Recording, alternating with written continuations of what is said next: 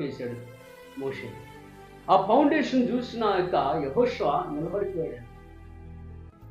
ఆ తర్వాత అహరోను పిల్లలు ఉన్నారు, వాళ్ళకని ఇంకా కోరాహు కుమారులకు కానీ ఇంకెవరైనా వాళ్ళకి ఇవ్వలేదు అది నాయకత్వం. ఎందుకంటే మోషేకి బహు దగ్గరగా ఉన్న వ్యక్తి ఎవరు? యెహోషువ.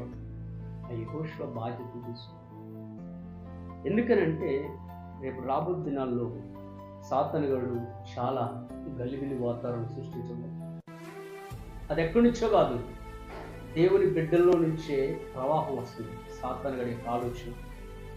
నేను మనం చెప్పాను కదా, దావీదుని సాతాను ప్రేరేపించను.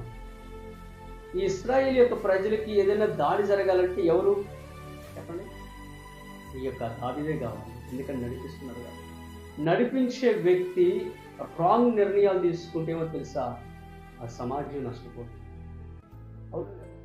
అతను తీసుకోవాల్సిన నిర్ణయం చక్కగా తీసుకోకపోతే, కరెక్ట్గా తీసుకోకపోతే ఏమో తెలుసా, ఆ దేశాన్ని అంతా ఇప్పుడు నష్టపోతుంది.